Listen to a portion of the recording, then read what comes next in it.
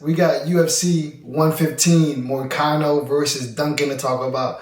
But before we get into that, UFC Seattle was chef's kiss. We had like 9 total finishes, a robbery, and we had some weird like Bruce Buffer announcement winning bullshit that kind of went on.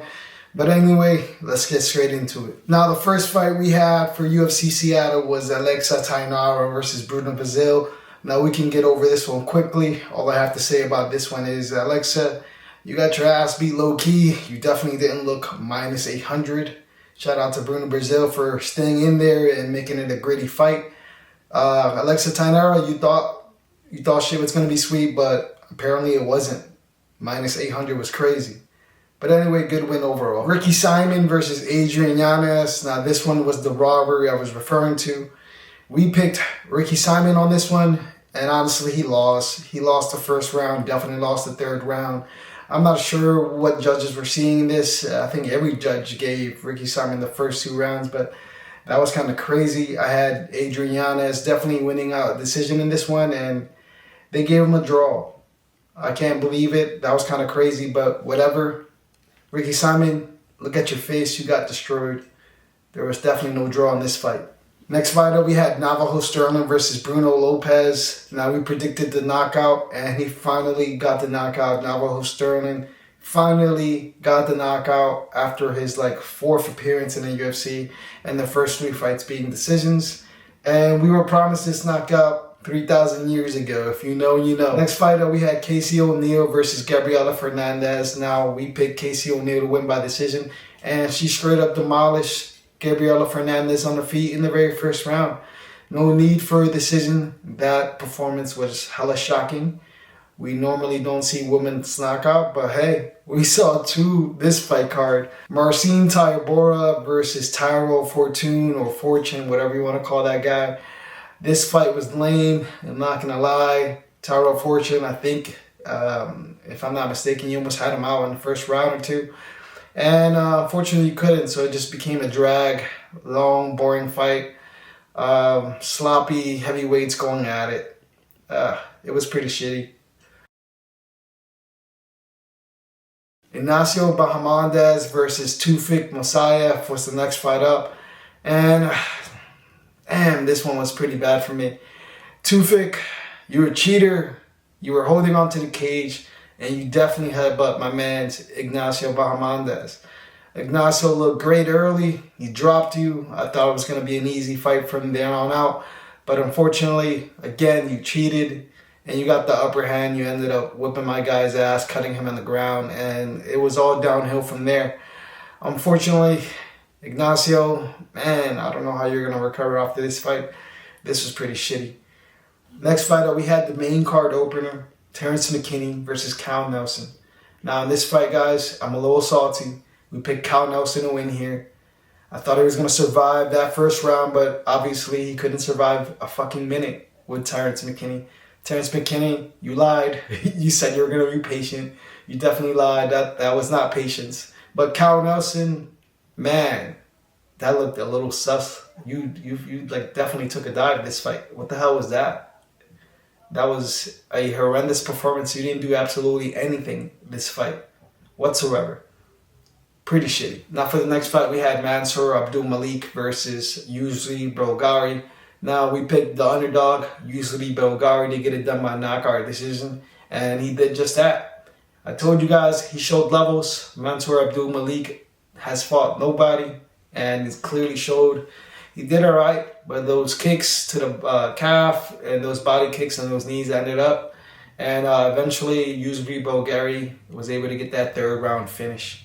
Shout out to you for showing that dominance. Mansour Abdul Malik, can we say fraud check? Maybe. Now, the next fight up, we have Julian Erosa versus Le'Veon Douglas. And we picked Le'Veon Douglas to knock him out or win a decision here, if I last recall. And he came here and he knocked out Julian Erosa within 1. I misread this fight, even though we picked the winner, the correct winner. I thought Julian Erosa was going to do slightly better than what he did. Unfortunately, couldn't survive that first round onslaught from Le'Veon Douglas. Now, Le'Veon Douglas definitely is a problem. Those hands were definitely powerful and definitely packed great speed to them. So, guys, we got a problem in our hands. Got to watch out for Le'Veon Douglas. That was a solid win, solid knockout overall. Next one, we had Michael Chiesa versus Nico Price. And as expected, Michael Chiesa subbed him in the first round. We don't really need to talk about this one. Nico Price was a sacrifice. And your boy Michael Chiesa wanted submission in the first round and ultimately retired. Great fight for Chiesa. Nonetheless, Nico Price, I think your UFC run is done. Next fight up, we had the co-main event of the evening. We had Alexa Grasso versus Macy Barber. And we picked Macy Barber to get it done by decision. And she got sparked, slept in the very first round. That was an insane hit by Alexa Grasso that put Macy Barber to sleep. Now the real question is, was that a knockout or a submission? I say knockout because obviously she punched her. She was out before the submission attempt was even in there. But nonetheless, Alexa Grasso, that was amazing. Macy Barber, unlucky. You got caught. It is what it is. Shout out to you, Alexa Grasso, for showing your veteran experience and getting that job done. Now, the main event of UFC Seattle, we had Israel Adesanya versus Joe Pyfer. Now, in this pick, we picked Joe Pyfer to get it done, but we got the method incorrectly. I thought he was going to win by sub, but hey, he almost had it. I think if he stopped punching and maybe got that rear naked choking, he could definitely choked out Izzy, but I saw where he was going here. Izzy was being defenseless from the ground, and Joe Pyfer got that knockout win in the second round. Overall, Izzy looked good. And early on, first round, I definitely thought I gave Izzy the first round. But ultimately, your game plan was to strike with a more powerful striker. And those bombs ended up catching up, and that power was definitely landing and was definitely felt by Izzy. And ultimately, he fell down, and he couldn't defend those takedowns a few times, and he lost here. Izzy, unfortunately, that's like 3 or 4 in a row. You look washed, man. You look washed. I think I got the perfect matchup for you. I want to see you go against Christian Leroy Duncan. I think that would be a perfect matchup for Izzy in his next fight. Definitely can see him winning against a guy like Christian Leroy Duncan. So we'll see. As for Joe Pyfer, man, my boy's in the top 5 now. The sky is the limit. Good luck, Joe Pyfer. We'll see you soon. Now that we're done with that, we can move on to UFC Vegas, Moicano versus Duncan. Now, I'll be straight honest with you. This fight card, it's not even comparable to the UFC Seattle. But we'll see. This one's straight mid, straight ass, but whatever. Let's get straight into it with the very first fight of the night. We got Deone Barbosa versus Melissa Gatto. Now, I'm going to keep it straightforward with you guys. In this fight, it's a matter of which girl is going to take down which girl. And I'm going to go ahead and lean Barbosa with this one. I think despite the odds being so close, I think this one is definitely a freebie in my eyes. I definitely got Barbosa winning a decision here. In my opinion, she's just a better overall girl. I think she has the better overall stand-up and the better overall grappling. Melissa Gatto, she beat this girl Vidal by knockout, but let's be honest, that girl Vidal sucks. She's low-key trash. Meanwhile, I know Karine Silva beat Barbosa last time out, but Karine Silva is definitely levels above Melissa Gatto, and Melissa Gatto would definitely lose to Karine Silva as well. I know that's not how MMA math works, but come on, let's be real. We're talking about Melissa Gatto here. I don't want to waste your time, so give me Barbosa to get it done.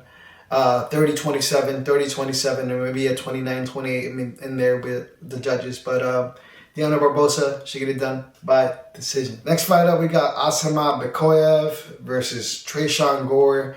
Now, another one. We're going to be quick with this one. And a lot of others, I'll be quite honest. Asamat Bekoev is probably going to finish Tresean Gore by sub or knockout, let's be honest. Whatever opportunity strikes for him, he's going to take it. Tresean Gore, why are you still in the UFC? I don't even know. When's your last fight, man? 2025 against Rodolfo Vieira, and you lost a decision. And before that, Tulio.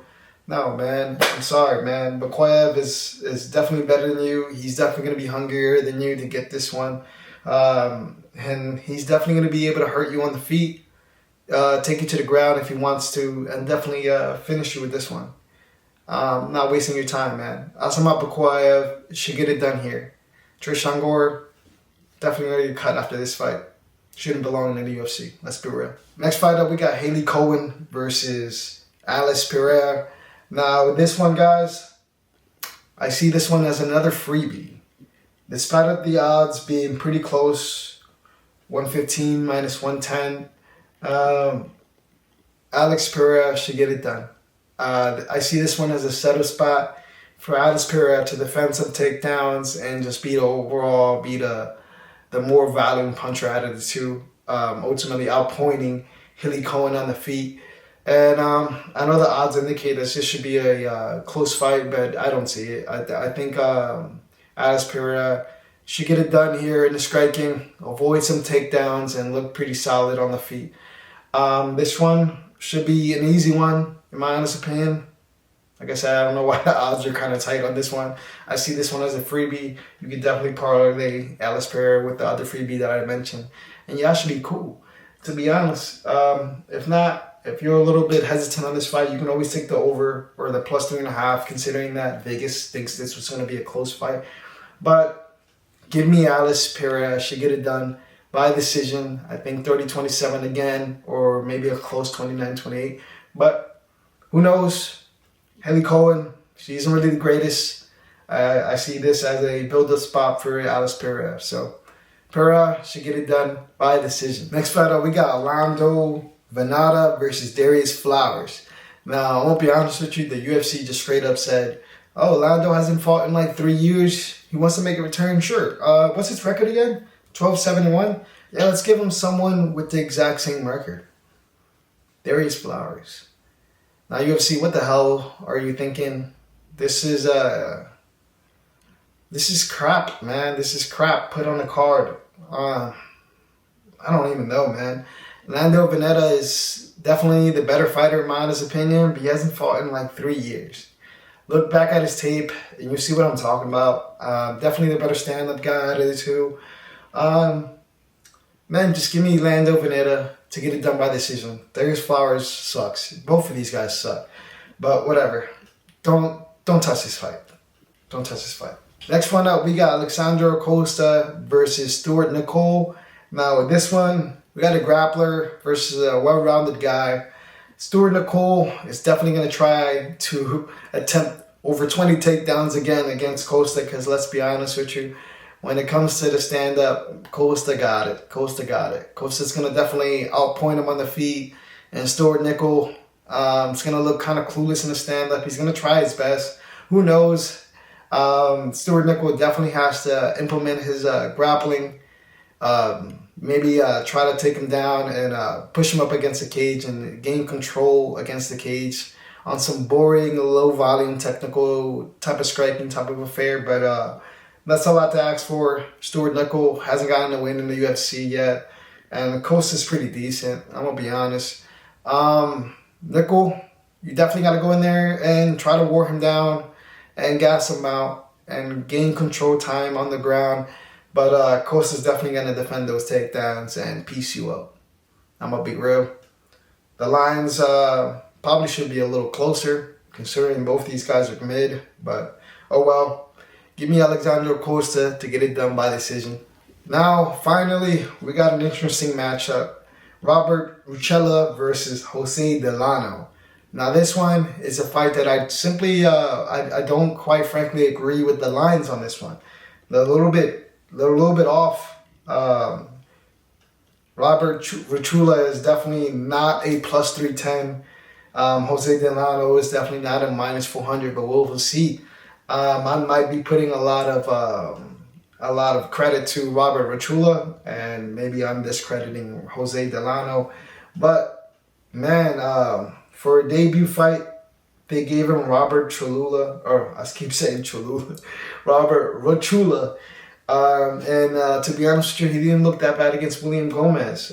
So this one should be a tricky fight.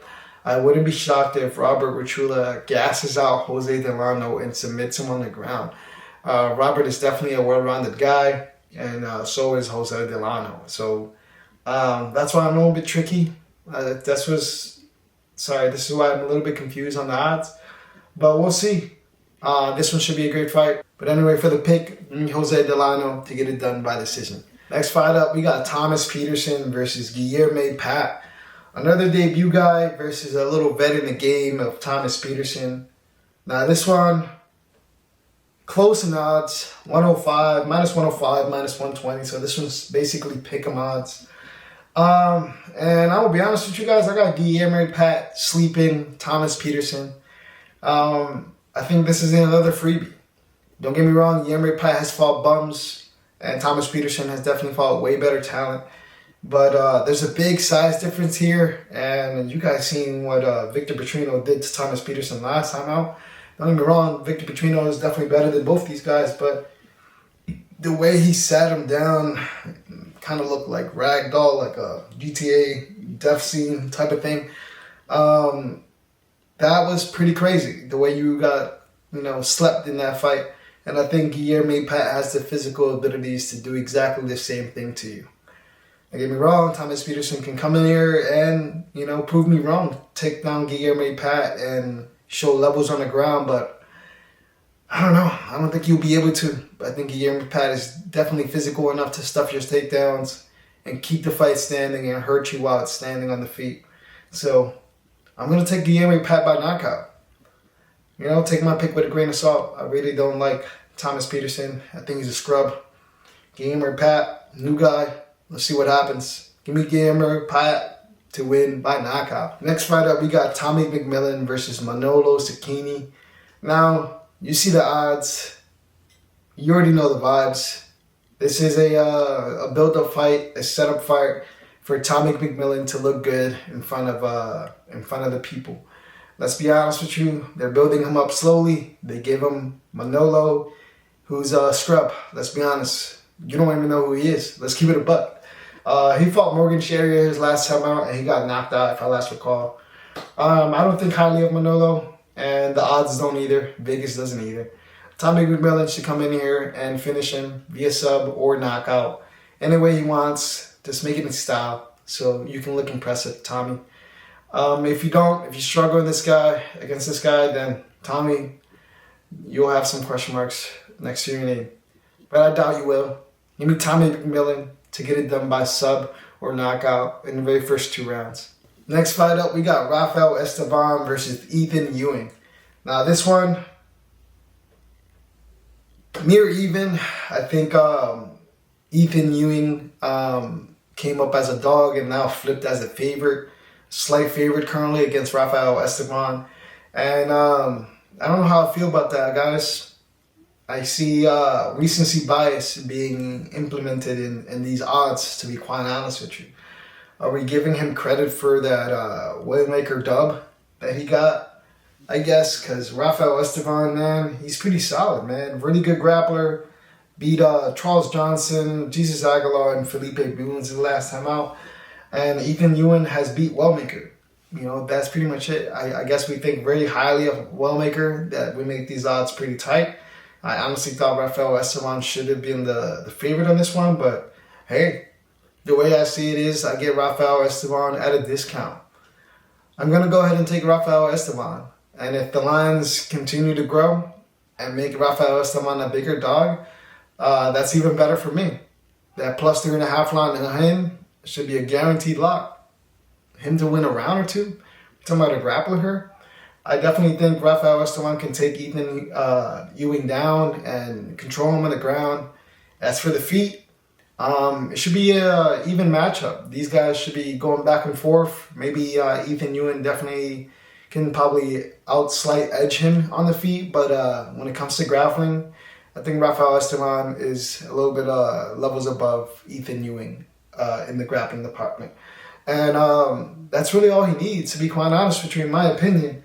I think he can definitely edge out a 29-28 decision against Ethyn Ewing. If not, easily beat him. these lines could be off. We could be reading this fight incorrectly, but who knows? I need to see more from Ewing to confidently pick him, especially against an undefeated prospect in Rafael Estevam. So, I think I'm going to go ahead and take Rafael Estevam to get it done by sub and decision. Let's see what happens. Next fight up, we got Abdul, Rakhman, Yakhyaev versus Brendson, Ribeiro. And with this one, I'm not going to waste your time. Minus 1,400 is crazy. He's probably going to knock out Brendson, Ribeiro. Abdul, Rakhman is. But minus 1,400 is crazy. At this point, just take under half a round in the very first round at this point if you want to see some cheese. But, man, minus 1,400, that's crazy. Abdul Rakhman is definitely going to get it done. He's definitely going to knock him out. Brendson Ribeiro is trash. Let's not waste time. He's fought bums and he's lost to bums. Bums like Umar Sa. Exactly. I don't got Brendson Ribeiro winning. Let's keep it a buck, man. He's not gonna win against Abdul Rakhman. He's gonna get knocked out, like I said, in the very first round. Let's not waste time. Next fight up, we got the co-main event of the evening. We got Virna, Jandiroba versus Tabatha Ricci. Now this one should be a even fight. Should be a back and forth fight. The value is definitely on Virna, but I'm gonna be honest with you. I think I'm gonna lean Tabatha Ricci on this one. Man, this one's definitely a tricky fight. I can see pathways to victory on both ends. Virna can take her down and control her on the ground, earn some time, and edge out a decision. And Tabatha can defend those takedowns and land the better shots on the stand-up and also edge out a victory. So this one's a little tricky for me to predict. But I'm currently leaning Tabatha Ricci. I think she could do just that. Defend multiple takedowns, land the better and cleaner shots because she's obviously the better stand-up fighter. And we got to bank on Virna to take her down and control for 15 minutes. Tabatha Ricci's decent on the ground. She defended takedowns from Julian Robinson and a few others. So Virna should be, no issue, I guess you can say, for Tabatha Ricci, but we will see. Virna can definitely take her down, like I said, and she has fought good talent of her own. But man, this one's gonna be a tricky fight. Definitely take the over 2.5 if you're a betting man, because this one should be tricky, or that plus 3.5 line on whoever ends up being a dog at the end of the night. But I think I got Tabatha Ricci to edge out a decision on this one.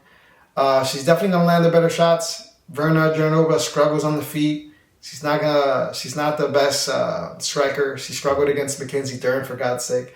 So Tabatha Ricci should come in here, look at that tape, and do a little bit of the same. Land the better, harder shots on the feet, and defend those takedowns from Virna. Possibly implement takedowns of her own, because she's decent at grappling. Let's be real. So that's my pick, Tabatha Ricci, to get it done by decision. Now, we got the last fight of the night, the main event, Renato Moicano versus Chris Duncan. Now, this one's another tough fight to predict. I love Moicano, entertaining fighter, entertaining dude overall. Definitely is better on the mic than Chris Duncan. But mic skills very relevant in the cage. When we're talking about actual skills, Chris Duncan is pretty solid. He's on a roll, got momentum on his side, and is the younger fighter out of the two. As for Moicano, man, recently you have struggled. You lost against Beneil Dariush, and that's a little questionable. Beneil Dariush has been looking pretty shitty overall. I think he's done. I think he's washed, and you lost to him. Don't get me wrong, Moicano beat dudes like BSD, and BSD is definitely better than Chris Duncan. Moicano has definitely the better resume out of the two. But like I said, man, Chris Duncan's on a roll. And Moicano, man, I think you're just simply in his way. I think Chris Duncan can get it done here. He's been improving every fight. And I think Moicano is a full-time podcaster at this point and is slightly regressing every fight. I don't know, man. It should be a tricky fight. If I was a betting man, I think I'll definitely take a fight to start round 3 if possible. Because this one's going to be an interesting fight. But I'm going to go ahead and take Chris Duncan to get it done by knockout or decision in this fight. Moicano, like I said, I'd like to see you win here for the sake of entertainment and to see what you're saying on the mic.